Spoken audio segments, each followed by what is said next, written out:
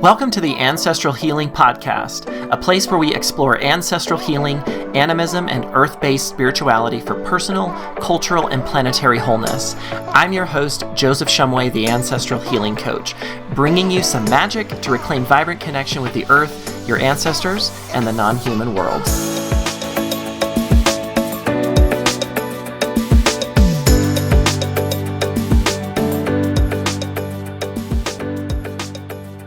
Hello, friends. Welcome to the Ancestral Healing Podcast. I'm Joseph, the Ancestral Healing Coach, and I'm excited to bring you another episode. This time, we're going to be diving into some really practical ways that you can build relationship with your ancestors and to support your practice in not just connecting with them, but also providing a space where you can tend to ancestral healing work, meditation, and prayers. And that is going to be the topic of ancestor altars. And this is a topic that can sometimes feel a little bit scary for folks who are new to not just ancestral work, but also just spiritual practice in general. Setting up an altar and a space somewhere in your home probably feels a little bit edgy, maybe a little bit taboo for you. And so we're going to walk through all of the different ways that you can go about this practice, ways that are really simple, ways that can be supportive of just basic steps of where you are. There's no right or wrong way to go about this, and so we're going to lay out several different ways and approaches that you can take to constructing an altar. And we're also going to dive in and talk about what is it exactly that we're trying to accomplish with creating an altar, and what are the ways that we can work with an altar that are very just supportive of us deepening our spiritual practice, deepening connection with our ancestors or other spirit beings that we may be feeling called to commune and deepen relationality with. I hope this episode finds you well. I am recording this early March in 26, and so right now the world is literally a dumpster fire. Economically, politically, ecologically, in all of the different ways. And I don't want to make light of that. I want to just offer acknowledgement to that because this is impacting so many of us. And so many of us, if you're like me, are finding yourselves every few days, perhaps in a depressed meltdown state. So I want to give name to what we are sitting with, so many of us in the collective, and that this is a really challenging, hard time. And your nervous system is probably, like mine, needing time to really step back and rest and digest what is happening. And I hope and invite you to make sure that you're doing what you can to take care of yourself in all of the different ways, nourishing your body as best you can physically, nourishing your soul with emotional support, spiritual support from your ancestors, from other spirit guides, and other practices that might be helpful and supportive for you, because there's a lot shifting right now. And as we are moving through this really turbulent time of great transformation, great transition, it's really important that we really anchor ourselves to practices that can help support us from just a nervous system standpoint, but also from an anchored spiritual place. We want to really tether ourselves to ancestors and wise living spirit beings and guides who hold a greater view of what all of this means right now in the world and where it fits in the context of the larger history of humanity, the larger story of humanity, and the larger story of the earth vessel. And deepening our practice with our ancestors is a really important way that I can think of to help us stay grounded and to stay rooted. And bringing in earth-centered spiritual practices is going to go a long way in helping us find the support that we need for that. So I'm going to move through quite a bit of content today, and I hope it will be helpful for you and supportive as you either begin working with an ancestor altar, or if you already have one, perhaps provide you some other ways that you can work with that altar or deepen and expand upon it. Because there's so many different ways that we can go about this. I remember several years back when I started my journey in ancestral healing work, my teacher and other folks in the class with me were talking about ancestor altars or just altars in general, and it just felt a little bit edgy. Felt a little bit scary because I noticed a lot of resistance coming from old beliefs from my Mormon background, similar beliefs that are probably going to arise for a lot of folks who have a Judeo-Christian background. And a lot of that resistance comes from real harsh teachings around particularly Old Testament things around like, thou shalt have no other gods before me, thou shalt not make any graven image. And then there's this story of like the children of Israel like building a golden calf, and they're worshiping the golden calf, and Moses comes and gets mad and throws down the 10 Commandments, and the earth opens up and they all fall through. And then there's the stories throughout the Old Testament of prophets scolding the people because they're bowing down to false idols and things. And I remember reading those stories and just being like, how stupid are these people? Like, they're bowing down and worshiping like a statue. Oh my gosh, this is so stupid. This is just a statue.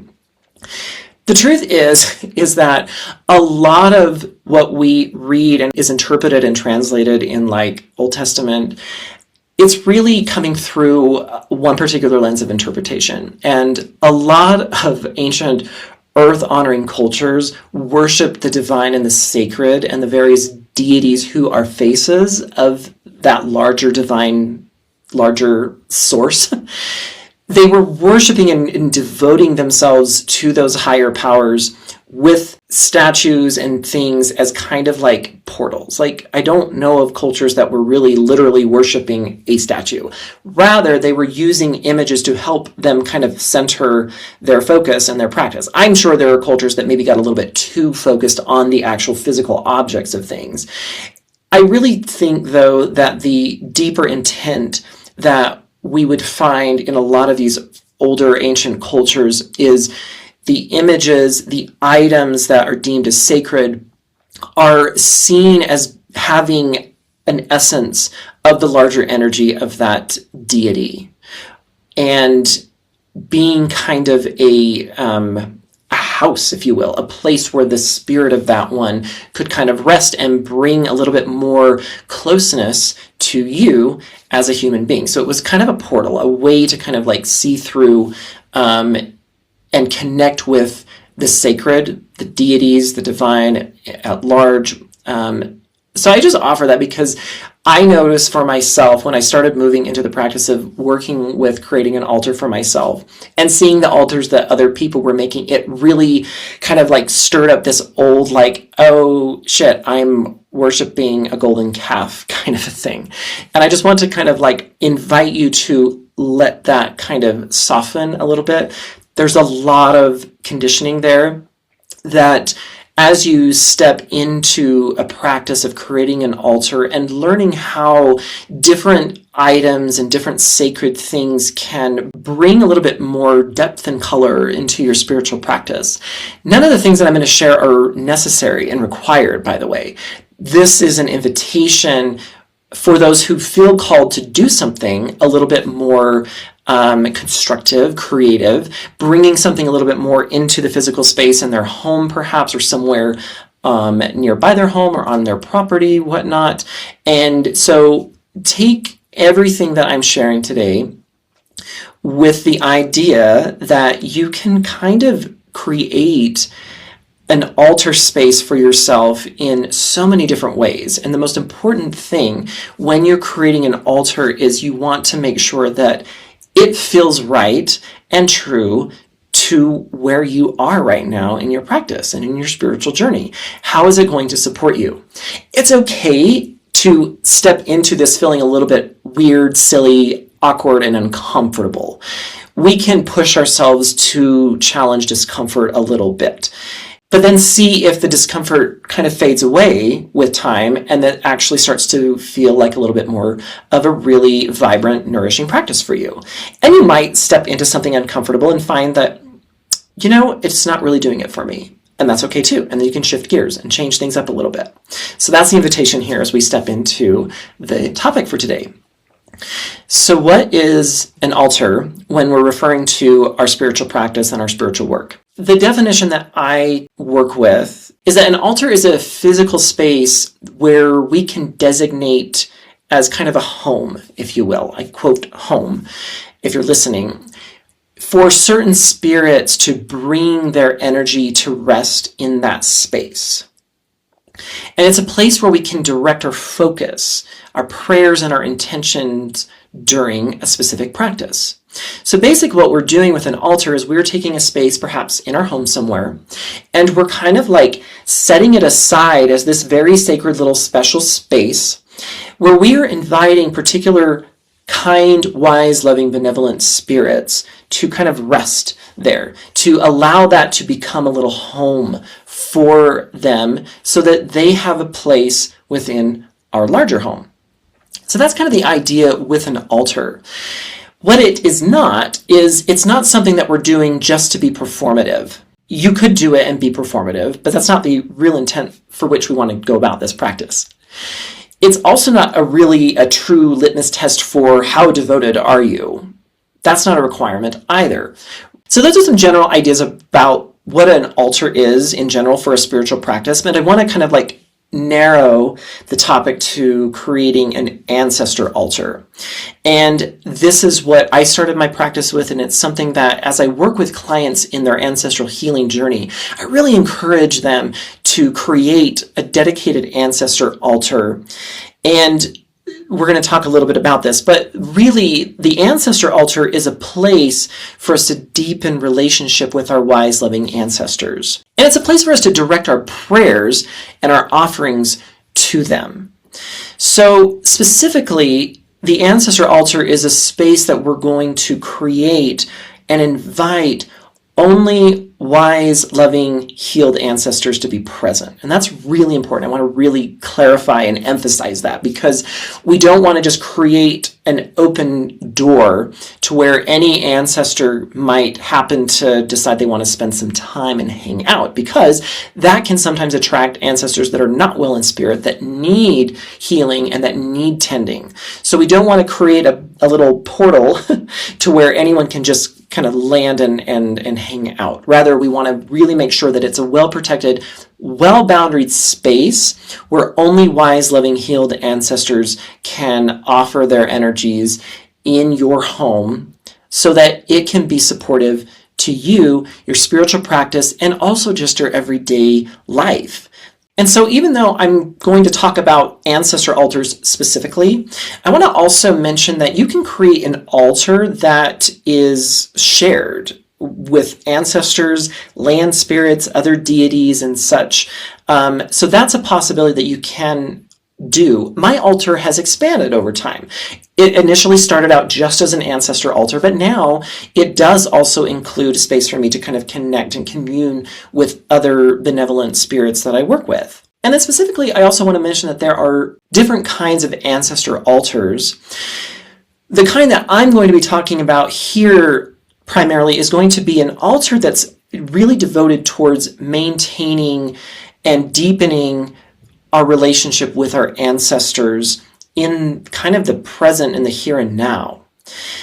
Another kind of ancestor altar is one that we can create that more so memorializes and venerates ancestors, to where we're not really using the altar as a way to directly connect with them, more so just kind of as a way for us to kind of honor and memorialize who they were. And a really good example of this kind of an altar is one that we'll see around Halloween time in the Latin American cultures, particularly the ofrenda in the Dia de los Muertos tradition. And so that is a really good example of kind of like a temporary altar that's created where we're bringing items and photographs of the ancestors and we're kind of honoring and memorializing them. And there is the idea that we're also creating a little opening for the ancestors to kind of like commune with us for a very specific period of time. So that's also present. I'm going to talk a little bit about the differences here a little bit later, but I really want to emphasize in this particular episode, how do we create an altar that allows us to deepen ancestors regularly, an altar that's not set up as a temporary space, but one that is continually present in our home that does change and expand over time, and one that's allowing us to maintain the relationship that we're building with our ancestors as perhaps we're stepping into this ancestral healing journey. It's not just a journey of healing troubles. We're repairing relationship, and we are repairing the practice of being in regular connection and relationship with our ancestors. So what would be the reason we would want to consider having an altar? The reason that I would give is that it gives us a dedicated place for us to do specific spiritual work. My teacher in Tantra was sharing the practice of creating altars in the Tantric lineage. And I liked the example that he gave in the sense that we have dedicated spaces in our home for certain functions. And it's not that we can't perhaps do functions in other places, but they lend themselves very well to being done in a specific part of the home where we have that intention. So we have a kitchen with an intention of preparing food. We have a bedroom with an intention of sleeping and resting our bodies. We have perhaps a living room in our home with intention of being able to sit and rest and relax and watch TV. So we have different places in our home for different functions. And so when we create an altar, it automatically just sets aside a space in our home for the specific work of tending our ancestral connections or connections with other spirits that you're building relationality with. And that's a really important reason, because an altar is not a required thing for a spiritual practice or even working with your ancestors. There's no requirements here. Rather, it's a tool for us to perhaps use if it feels like it would be helpful for us to have that dedicated space to direct our focus towards, to direct our intention towards, and allow our attention to really be present in that space, in that moment for what we're doing. So that's really something that I would offer there in the way of the why behind why we might want to have an altar for our ancestor work. It's also important to mention here that as you're starting to step into creating an altar or expanding the practice if you already have one, is that it's okay to start small. I started small when I first started working with an altar, because the thing here is that consistency is what really matters. It's having that altar and kind of showing up at the altar space for our meditation, for our prayers, for connecting with our ancestors. Really, it's the consistency and the intention over aesthetics. And that's going to be a theme throughout our spiritual practice and our spiritual journey. We want to always be checking intentionality and where we are on that spectrum, rather than how the aesthetics are and what that looks like, because that has oftentimes what has overshadowed the spirituality and turning it into more harsh, rigid dogma. Because another idea in relation to that is that in a lot of spiritual traditions, our body is considered an altar. Anywhere we go, you're available to drop into your body and connect with the sacred, to connect with the ancestors, to connect with the trees or the plants or whoever it is that we're connecting with. Our body is automatically a space where we can do that. And so this is why there's no requirement to actually have an altar space in your home. Rather, your body can be a way for you to connect with the ancestors and other spirit guides at any time. So that's something also to keep in mind, that even though we're creating an altar in our home, if I'm out and about, I don't have my altar with me.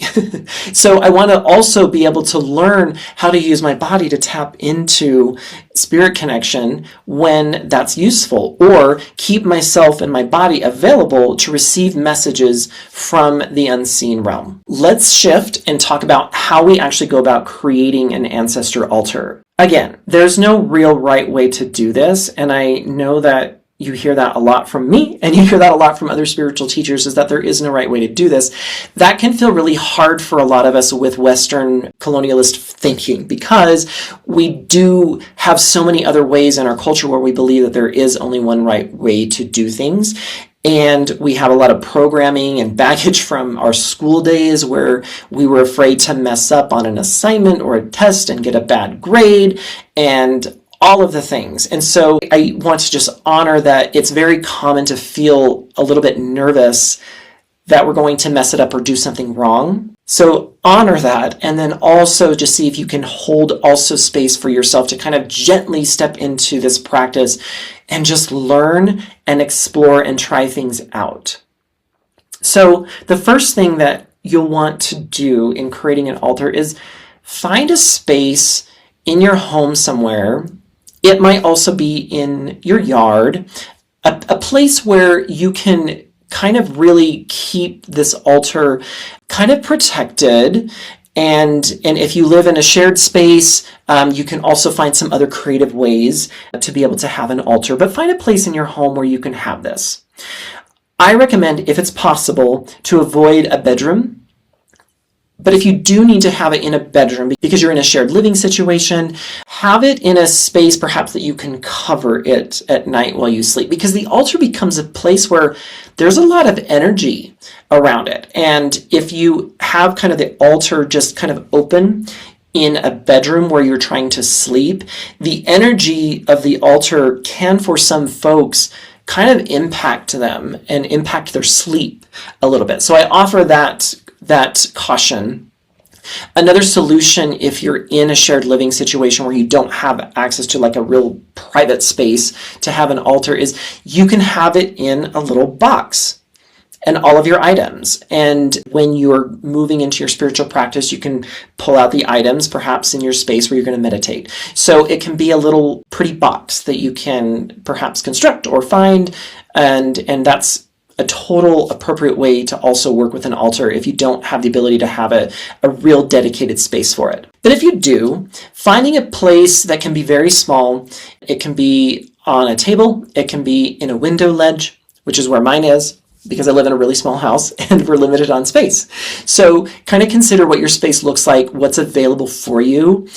If you have kind of a surface that it can rest on, like a small little coffee table in a corner, or if there is a shelf somewhere, you want it so that it's really visible to you, because that's part of the intent and the idea, is having it visible so that you can really kind of have it present and direct your attention towards. So once you've kind of found a space and you kind of have a sense of how you want to work with the space, the next thing that you'll want to consider is, what are the items that you want to bring into the space?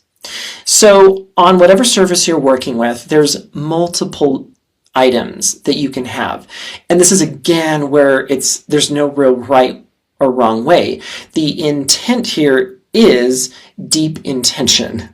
And so bringing whatever items to your altar feel right to you and feel connective to your ancestors is really going to be the right answer. Some ideas, though, that you can consider: having first perhaps a decorative cloth that you can kind of place down over the surface is really nice. Because we also want to kind of make it really beautiful and aesthetically pleasing to kind of look at, to work with. So really allow your creative and artistic abilities to kind of shine through here. So having a decorative cloth that you can kind of set down is really nice. Candles are really common items for an altar. I really encourage having candles, and they can be little small tea candles. If you're in a space that doesn't allow for, or is not conducive to, larger candles or flames, you can have just little tea candles, and you could even work with a little battery lit candle if you're really in a space where an open flame isn't an option for you. But having a candle is a really common practice, and you can have multiple ones. So having candles and finding maybe candle holders that really speak to you.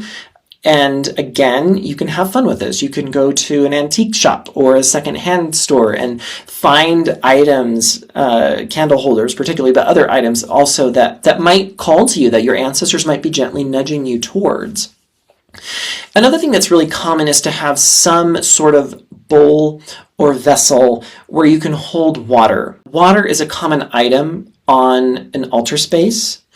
And this also can lead towards the idea that a lot of folks bring into creating an altar, where they like to have a representation of each of the 4 primary elements present. So a candle can be representative of the fire element. We can bring in water for the water element. We can bring in stones and crystals for like the earth element, or perhaps a little container of soil or sand from the land where you are. And then also we can bring in perhaps feathers to represent the air element, or incense is something I like to use because I'm burning that in the smoke, and the incense is kind of like indicative of the air element. So those are some ideas. So incense is a common thing for an altar, and having some sort of like an incense holder or an incense burner. And again, there's lots of different varieties of those out there, and having some fun to see which ones kind of really speak to you. Do you like more simple and earthy looking ones, or do you like more pretty, ornate ones? There's so many different options. I mentioned stones or crystals, and you can have a variety. Ones that really speak to you, ones that you really feel have an energetic charge, that really resonate with yourself, that seem to kind of like vibe with ancestors. You can use a variety of different stones and crystals on the altar to just kind of hold energetic space there in the altar for you. Another thing that I love and is really common is to just have little handcrafted items, whether it's pottery pieces. I have my little chalice that I have on my altar for water is something that I made in a little pottery class. It's very basic bitch pottery, but I made it and it means a lot to me, and it is kind of cute and pretty. So I have that. I also have a little woodworking item that I'm still kind of working on that was made from Utah juniper trees here in my local land. So you can bring kind of those items that you've made, that you're kind of bringing into the altar space as a way to kind of make it pretty and make it yours, and bring your creations into that space as offerings to your ancestors and spirit guides. A common question people also ask is about photos of ancestors on the altar. There are a few different ways of thinking around photos.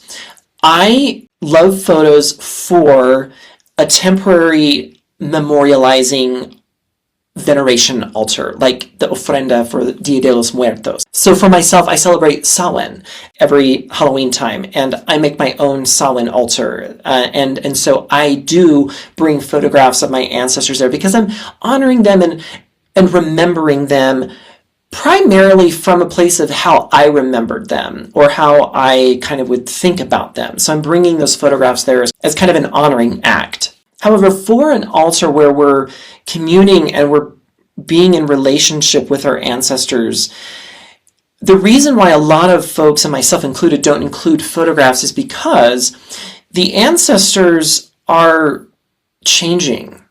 They're growing, they're expanding themselves. And particularly once we start moving through an ancestral lineage healing process, those ancestors are really going to start expanding themselves. And so a photograph is going to capture them as they were kind of in their life. And I've had ancestors that don't like photographs of themselves now in their current spirit state because they didn't like who they were, and they like now who they are. And they might have qualities where they shapeshift into animals and cool magical creatures. And to see them kind of like represented in that incarnate state isn't something that they're really into. So that's something else. But what I also want to offer here is that as you build relationship with your ancestors, create the altar and let it take on its own aliveness by partnering with your ancestors. And so if there's ancestors that want a photograph on the altar, then go with that. Listen to that. I know people sometimes have felt like they've had a parent or a grandparent pass away, and they'll place the photograph of the parent or the grandparent on their altar kind of for a year about, and giving that ancestor time to kind of transition from incarnate to disembodied experience. And then after a year or so, they feel that it's time to take the photograph off and allow for that ancestor to kind of now start to venture into their new disembodied experience. So you can kind of customize how you work with photographs. As a general rule, a lot of people don't for a regular ancestral ritual altar space. Don't include photographs, but you can if you feel really called and moved to do that. So how do we want to set up the altar? Now that we've collected perhaps a few items, how do we arrange them? How do we organize them? What does this need to look like? Again, bring in your artistic and your creative skills, and this is where it can be kind of fun. And it's also important to mention that the altar can change over time. Oh God, my altar looks different often. I'm moving things around and finding new things and kind of losing connection to a certain item, and so I feel a little bit more called to switch out things. So the altar really can take on a life of its own, and it really should, because nothing ever stays stagnant, nothing ever stays the same, and so we want to invite that same invitation for our altars. So people can arrange their altars in a number of ways, and the most important thing that I would say is just work with the space where you're creating the altar. If you have a really beautiful buffet table, for instance, you might have a little bit more space to work with, so you can kind of spread things out a little bit more, versus if you're working just on a very small little nightstand type of surface. It might be a little bit more compact, and so you might have to be really selective with the items that you're going to arrange because there's not a lot of space. I have seen people arrange their altars in more of a circular arrangement, which looks really nice, and they'll have maybe something in the center that's kind of like a central feature, and everything else is kind of circled around it. So that's a really nice way if you have the space that accommodates that kind of a layout. My particular altar that I will show you here if you're watching video is on a really thin window ledge, and so I have to do everything kind of in a linear arrangement. So that works too. Whatever the space accommodates for you, be creative, allow yourself to kind of sit and think about it and listen in with your ancestors and your spirit guides. How do you want this altar arranged? And just listen in and see what ideas perhaps start to come. And if you arrange it and 2 days later you're I don't really like it, I'm going to do this, that's okay too.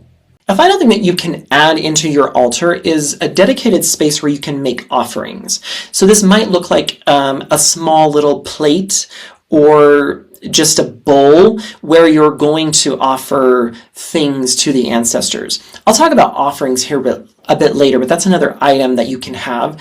And particularly as you're arranging your altar, sometimes having the offering bowl or plate be kind of centered is something a lot of people do, and that can be a nice way to arrange the altar.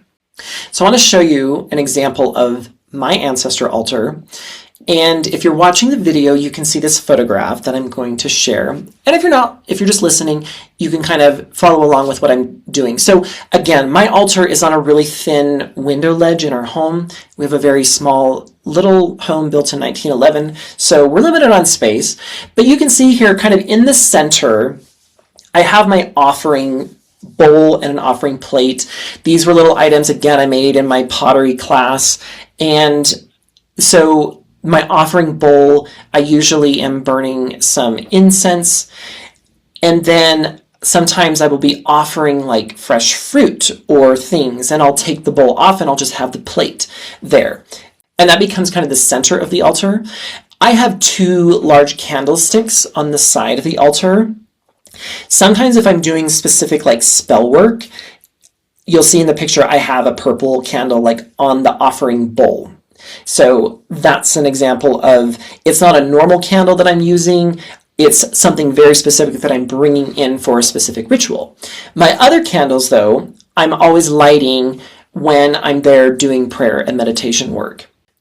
You'll see to the left I have my little bowl, and I call it my chalice, but it's really a little bowl, but it kind of serves as my chalice.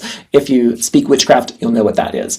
But my bowl is what I keep with water, and I always keep water on the altar because anything you place on the altar feeds energy to the ancestors and to the spirits. And so that's a really important thing to remember as we get into the topic of offerings.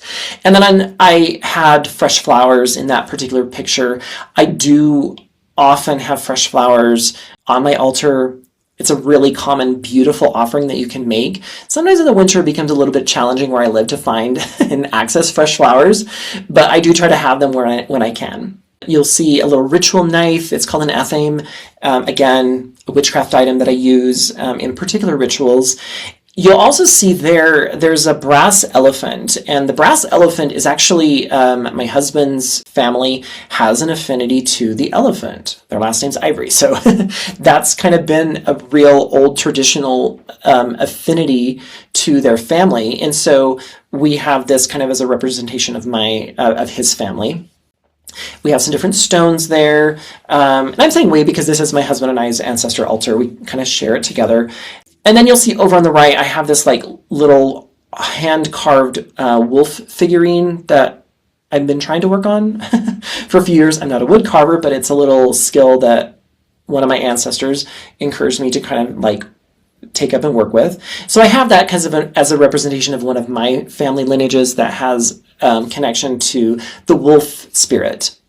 We have various stones, like I mentioned, and crystals. Shamelessly, we have 2 phallus crystals there representing both my husband and I bringing both of our lineages together in that kind of way. And then I have this little ceramic incense burner. I have a jar of sand from our local lands. And then I have a little shell that holds my different items that I will burn and smudge with. We'll talk about that. And then finally, there's another little ceramic piece that holds juniper berries, which are really important to the land spirits here where we live. So that's an example of my ancestor altar that I spend a lot of time in prayer, in meditation, and ritual space with. The other picture that I'm going to share is my Samhain altar. So I set this up every season around Samhain time, usually for a few weeks, and I'll bring items into the kitchen where I set up this altar, and I bring photographs of the ancestors, I bring candles, I bring flowers, and I have a space where I then offer like foods that we're making and desserts and teas and things. So that's an example of a specific altar for Samhain, again, kind of similar to the ofrenda in Dia de los Muertos tradition, but I only kind of keep that altar through the Samhain season. So once you've kind of gathered your items, the next thing I want to talk about is how to then cleanse and dedicate the altar space, because this is really important, where we've kind of arranged it in a way that we feel good enough about. It can change, it can morph, it can be rearranged, all the things. But what we want to do is we want to kind of create a ritual that we say, hey, spirits, this space is the altar where I wish for you to be present. So smoke is a really great cleansing agent. And so you can use different kinds of herbs and plants to burn, and smudge is kind of a common term for doing that. You'll see often people using like white sage or Palo Santo sticks in their smudging process. I will talk a little bit more about that later. Those are plants that are totally fine to use with an asterisk. So I want to talk about that a little bit later. At the end, I have a little FAQ section where we'll talk about some of the common questions that I've received about creating altars. But you can use smoke if it feels right for you, if you're in a space that accommodates that. Again, that's important. If you are in a shared living situation, maybe be cognizant of other folks. You or someone else might also have a pretty sensitive smoke sensitivity. So that's something else to be considered. But smoke is a really great cleansing for any ritual space. And another thing that you can do is you can use sound, like sound bowls or vibration to kind of like cleanse the energy of the space. And another thing that's very simple to offer cleansing is to sing or to vocal tone. So you're just kind of like humming or making like tonal intonations with just sound. And you can also then work with and take your hands and just kind of move them over the altar in a counterclockwise motion, kind of while you're singing or you're vocalizing, and you're using your tone to kind of cleanse the energy. You're using the energy from your hands. That's something else that I've also seen done, is moving your hands over the altar in a counterclockwise motion to kind of like draw out any energy that's unsupportive for the space. So we kind of can cleanse with smoke, sound, or just singing, hand movement. And then what we want to do is we want to really allow ourselves to really drop in to a real embodied state where we can then offer prayer. And the intent of this initial prayer is to, like I said, kind of really consecrate the space for your work. What are you creating this space for? And you can state that intention here. And you also want to be specific about who you're creating it for. If you're starting it with just ancestors, say that. If you're going to have a shared altar with ancestors and other land spirits or other spirit guides and powers that you work with, say that. Invite who you want to be present by stating that in your kind of dedication prayer. And if you need help, I've crafted here a little dedication prayer. I'll put this text in the show notes for you so you don't have to kind of remember it, try to write it down. But basically, here's kind of a prayer that I've offered before to folks. I offer this altar to my wise, loving ancestors, both of blood and other lineages. May it be a sacred space where only healed, loving ancestors and other benevolent beings may reside. And may it serve as a space for deepened connection and relationship that will only serve my highest good and well-being. And that's it. That's pretty simple. And then you can close if you feel like you need to say something like, thank you, or amen. Or in witchcraft practice, you can say, so mote it be, or blessed be, maybe so. Whatever, if you feel like you need a closure to offer that. The final thing that I'll offer here is around bringing new items into the altar, because it's going to happen. You're going to be out and about and you're going to see a crystal at perhaps a shop and you're going to oh my God, that crystal, I have to have it. It needs to be on my altar. Or you might see some item, or you might start working with a lineage that has a real strong connection to a particular animal totem. And so you may want to bring something onto the altar that is representative of that particular animal spirit and brings in the energy of that particular lineage that you're working with. When you do bring new items into your altar space, I always recommend taking a moment with that item particularly and cleansing it and just offering it to the altar space and to the ancestors. So again, you can use smoke to kind of cleanse it. You can use sound. You can sing to it. Whatever feels kind of right and is appropriate for the space you're in. Always make sure that every item you're giving the opportunity to really attune with yourself, your body, and your energy, and also the energy of the altar's space. So taking a moment with the item, cleansing it, kind of holding it, and really asking it to help support you and to help support the altar is a really beautiful practice that you can do with new items. So you've set up an altar, or you're thinking about it and you have some ideas of maybe how to go about that. I want to shift now and talk about how to work with an altar. And the most important practice that I use for my altar is my morning ritual prayer and meditation. And oftentimes for me, what this looks like is just a very short, sometimes less than 5 minutes, where I take a moment to, I light my candles and then I smudge and light and cleanse the space. And then I just take some time where I'm just meditating and I'm just praying and inviting wise, well ancestors to be with me today, giving thanks and praise to the earth goddess, to the land spirits, to the other spirits that I kind of connect with.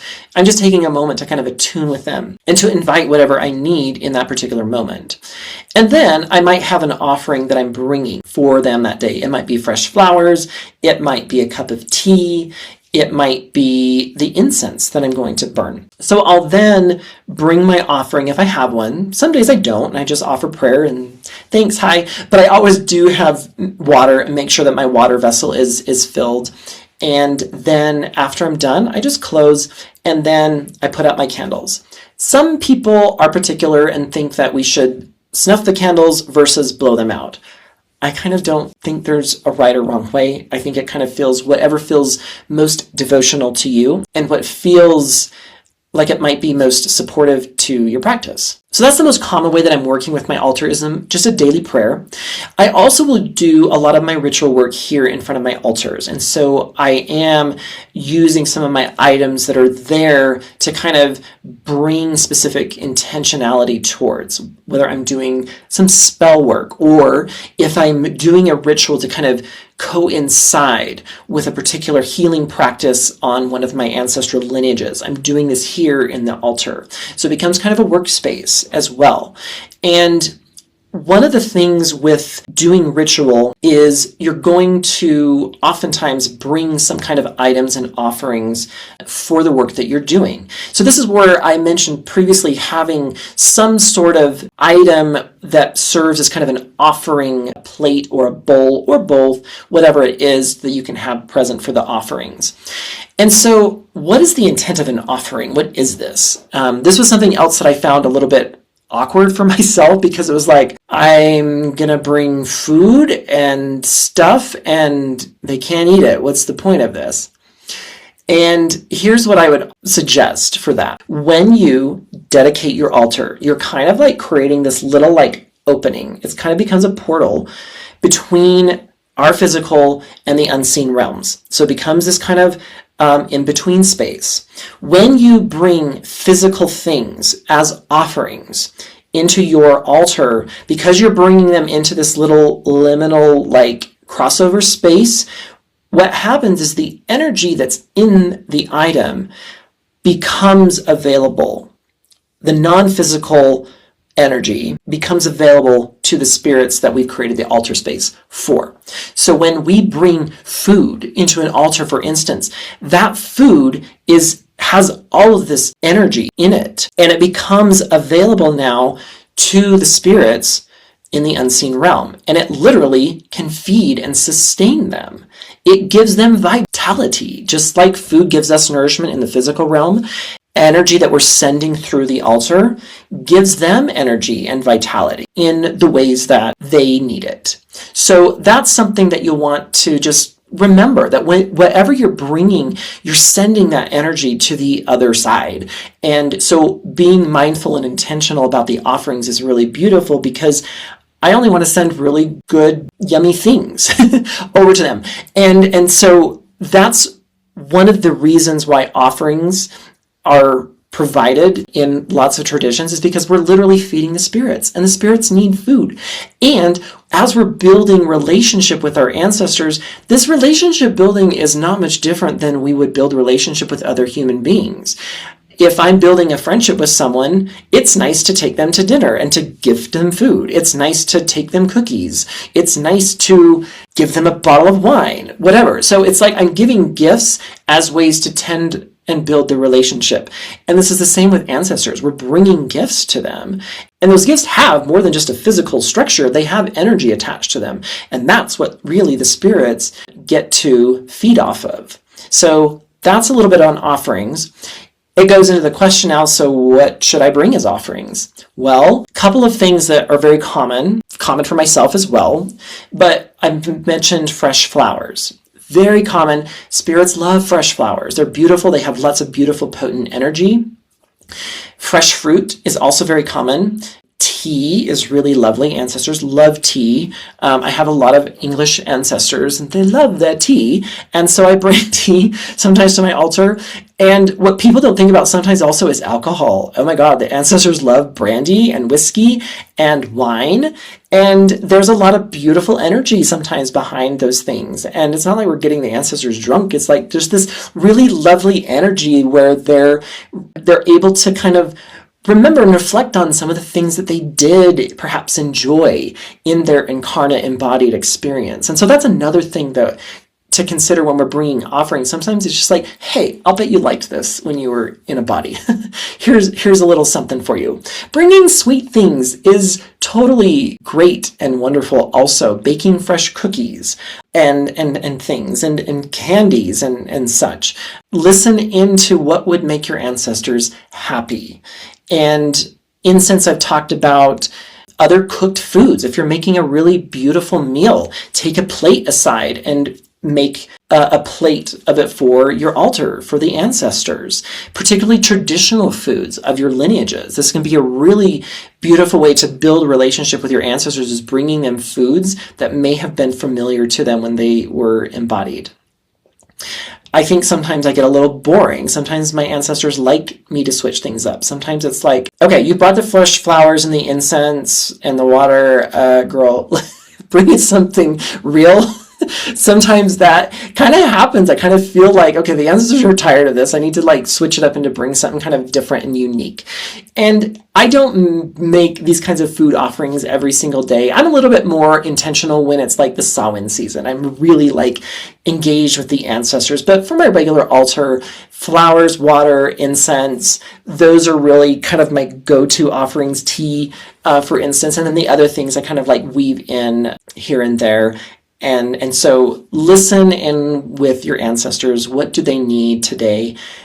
And see what kind of comes back to you. So those are some ideas. One of the important things, though, that is very common in traditions, and I really agree with this, is that if you're making a food offering or a drink offering, it's now the ancestors. You've placed it into the altar space where it's now become kind of enmeshed with that unseen spirit realm. So it's really important that you then don't take and eat it yourself, because you've kind of allowed that offering to be given to the ancestors. So it kind of just creates a weird energy to take it back and then to eat it yourself. I suppose there's a practice to where people might find that useful and nourishing. Cool, cheers. But it's common to then, after you've allowed the item to be on the altar for a few hours, a day, whatever it is, a couple days, a week perhaps if it's fresh flowers, until the item feels like it's done. The practice usually is to go then offer it to the earth. We want to compost. We want to allow that energy to then be given back to the earth and the other beings. And I love doing that. When an offering's run its course on my altar, I love being able to go outside and then just kind of complete the cycle by giving it back to the earth. The most important thing here is to listen to what the ancestors want, ask them, and it's also okay to kind of negotiate and push back a little bit. Sometimes you'll get little bitchy ancestors. They're like, I would like 1,000 roses offered, please.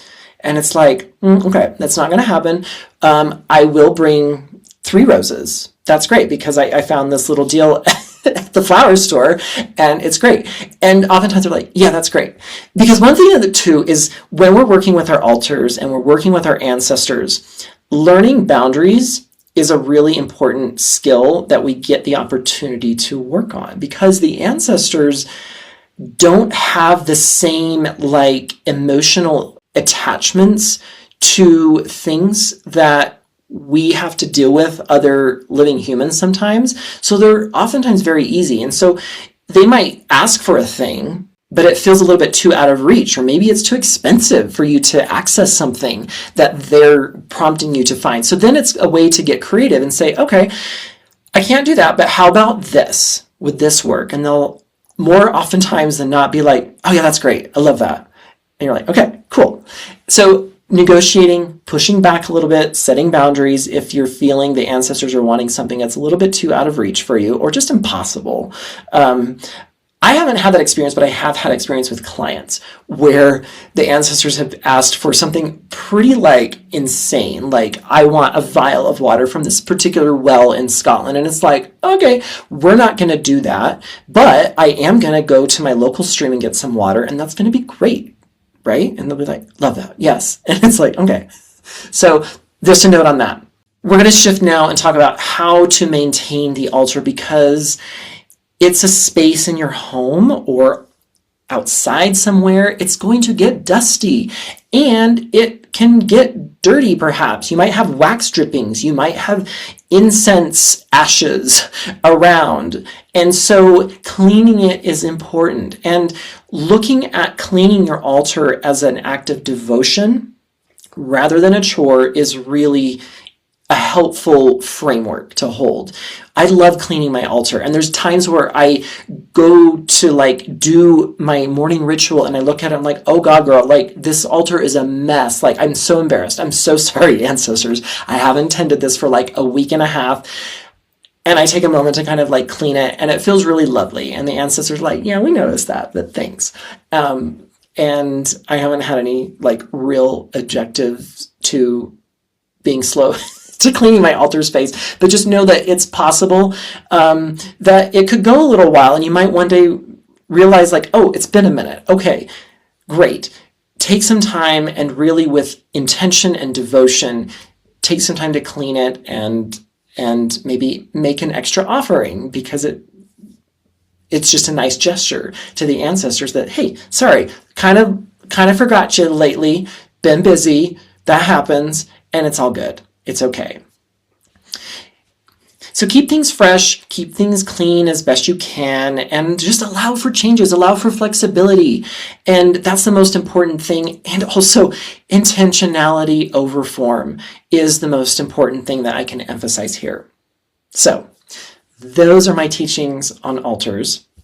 I want to shift now and do kind of a little FAQ around some of the common things that I am asked when it comes to creating altars. So one of the biggest questions I get is around the idea of appropriation. Is it cultural appropriation to have an altar? The short answer is big no, it's not appropriation. An altar is a cross-cultural practice that you will see in so many different spiritual traditions. So it's not appropriation to have an altar.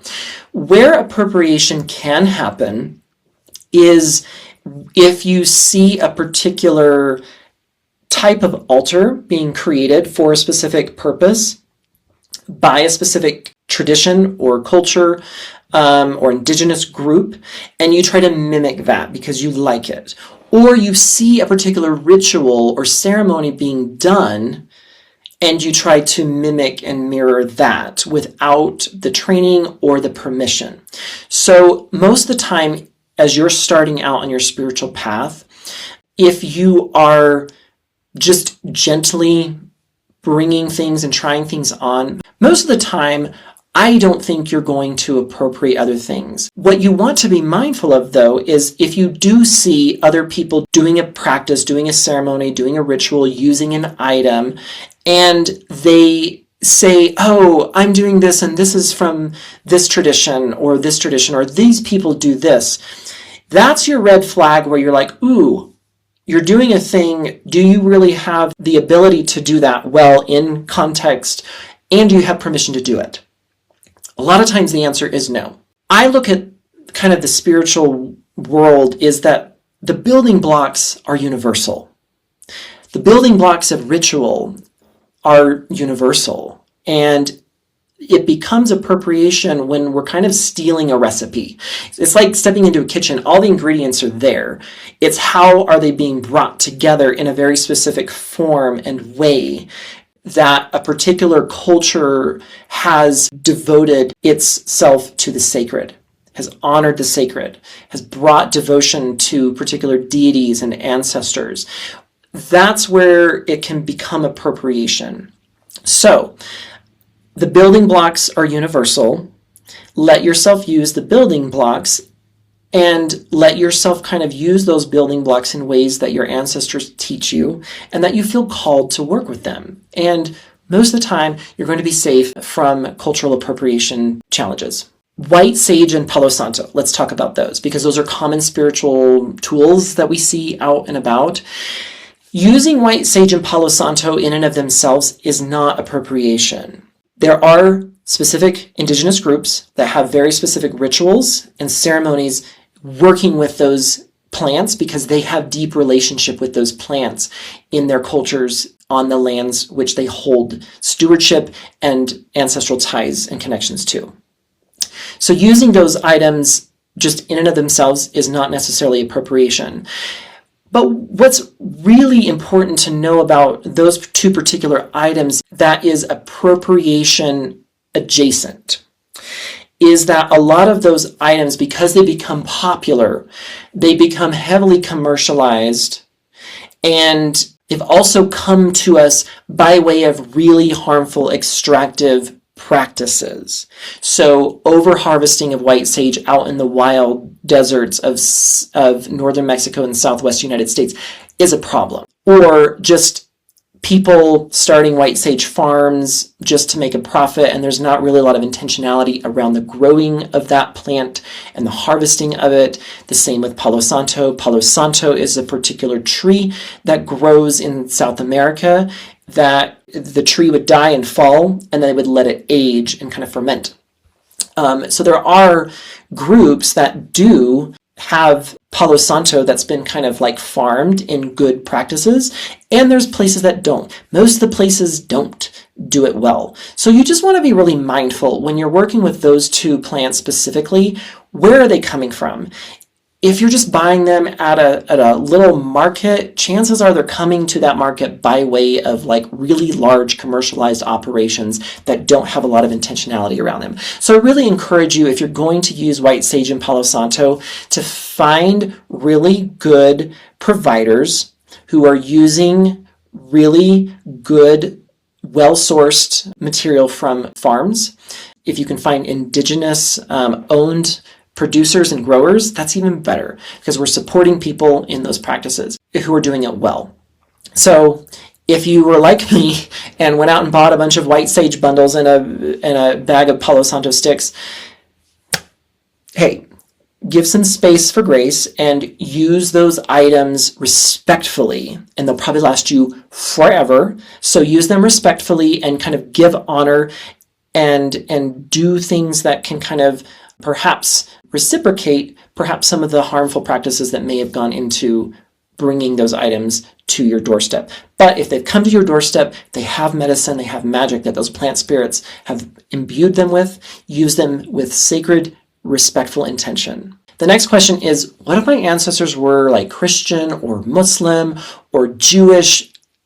Are they going to freak out if I'm doing this altar? The answer is maybe. Some of them might. But this is also where ancestral healing work can be really helpful, because some of those ancestors, we want to help them kind of heal and expand a little bit. So my altar space really started allowing me to connect with my ancient ancestor guides that I've talked about on this podcast. And these guides are like, baby, that altar is my jam. Like, I totally, like, this is what I practiced with in my own experience. So that's who I started working with the altar with. But then some of my other Mormon and Christian ancestors, yeah, I could feel that they were like, what are you doing? And it was kind of like, okay, well, in time, I was able to kind of heal and move through the process of giving them the opportunity to kind of like expand, be woven into those more ancient ancestors, so that they could then learn like, wow, these earth honoring practices are rad, dude. That happened for a lot of my ancestors. So yes, there may be some trepidation for some of your ancestors. Just blow them a little kiss and say, it's okay, girl, we're fine, and really connect with your ancient earth honoring ancestors. And the final question here is that, what if I'm not feeling anything with my altar? What if I do this and it's just kind of a performative nothing? Give yourself some time, is what I would say. Try it out for a few weeks and see what you start to notice. What happens? Does it kind of start to, it's probably going to feel silly at first. It did for me, but then it was like over time it started to grow and expand, and I started to really have some really potent experiences in my prayers and rituals at my altar. So then it was like, oh, this is happening. Like, I'm really feeling this altar space come alive for me. So give it some time, give it a few weeks, and real intention around using the altar space. Push through the discomfort, push through the silliness that it feels, and just give yourself some opportunity to kind of see what happens. And if you're into it a few weeks and it's not feeling right, cool. Push pause and maybe revisit this down the road a little bit. That's okay too. All right, so final thoughts here. Let's wrap up. Altars are a great way for you to learn how to blend your creativity and your art with your devotion in a real beautiful, non-dogmatic way. So let your creativity and your intuition really be the driver here, in connection as you're listening in with your ancestors and your spirit guides around how to go about this altar creation thing. It's also a really great way to learn to reclaim intuition, because we want to learn to let go of this need to do things right. And I'm air quoting that if you're not watching the video. This is really pervasive for a lot of us coming from Western colonialist cultures that are very Judeo-Christian heavy around one right way of doing things. You're going to do it wrong, hand slap, whatever. We're unlearning that. So this is a really great practice for you to step into that. And then the final thing that I would offer here is have fun with it and make it relation building. If things start to feel kind of chore-like, or it feels like kind of a checklist thing, take a pause. Spend some time listening and to see why is that the case. And then see what perhaps needs to shift. Maybe you do take a little break from working with an altar. Or maybe there's something that you need to bring into the altar space, or a particular way of working with it. This is about unlearning spiritless have-tos and actions, and we're just doing it because we've been told to do it. We're replacing that with real spirit-filled and spirit-led devotion that nurtures us and that nurtures relationship with our ancestors and other benevolent spirit guides. So those are my final words. Questions? Feel free to reach out. Make a comment here in the episode wherever you're listening to it. I love to hear from you. And in the meantime, until the next time we connect through this podcast, may you be well, may you be blessed. Thanks for listening. If you're being called to reconnect with your ancestors and begin a healing journey with them, I invite you to learn more about my work by connecting with me at ancestralhealing.coach. You can also subscribe to my free Substack, where I share writings, practices, and insights designed to help you find more healing and well-being through deeper connection and relationship with the earth and your ancestors. Until next time, sending you lots of love and vibrant magic.